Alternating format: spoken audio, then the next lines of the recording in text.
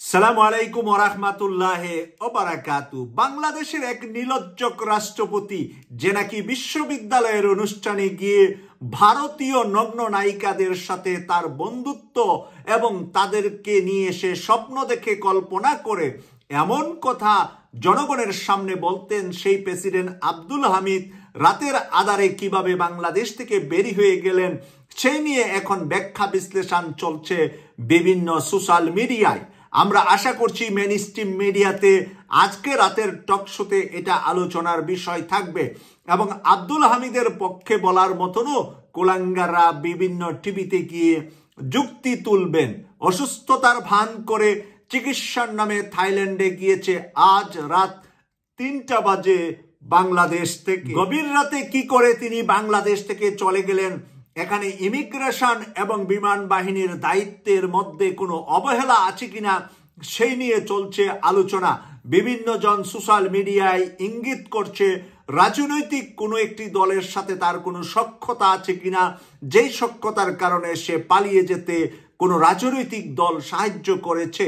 কেউ জামাতের দিকে ইঙ্গিত করছে, কেউ বিএনপির দিকে ইঙ্গিত করছে যে তাদের সাথে কোনো সখ্যতা তৈরি করে এই আব্দুল হামিদ বাংলাদেশ থেকে পালিয়ে গিয়েছে।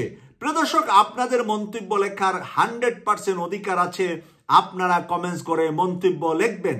আজকে আমার প্রশ্ন হলো, এই লুচ্চা ওপেন লুচ্চা যে লুচ্চামি করার জন্য বঙ্গভবনের ভিতরে বাইজিখানা বানিয়েছিলেন, সুইমিং পুলে রাতে শুয়ে থাকতেন আর টিভি তারকা থেকে শুরু করে বাংলাদেশের সিনেমার তারকা থেকে শুরু করে বিভিন্ন নর্তকীদেরকে রাতের আধারে তার সেই বাইজিখানায় গিয়ে হাজিরা দিতে হতো, আর সেই বাইজিখানার ভিতরে শরাবের বোতল হাতে নিয়ে যে নিত্য রাত যাপন করতেন, অপবিত্র রেখেছিলেন 10 বছর বঙ্গভবনে।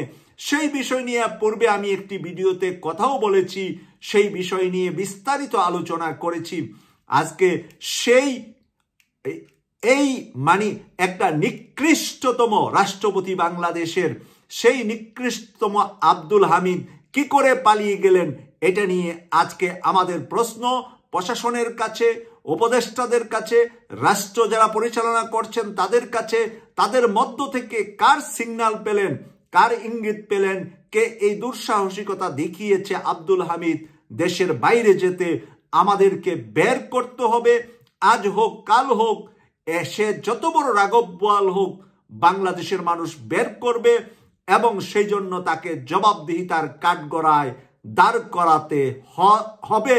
আমরা মনে করি বাংলাদেশের তরুণ তরুণীরা যারা রক্ত দিয়েছে, জীবন দিয়েছে, যাদের ভাই বোন হারিয়েছে, শহীদ পরিবাররা এই আব্দুল হামিদকে ক্ষমা করবে না।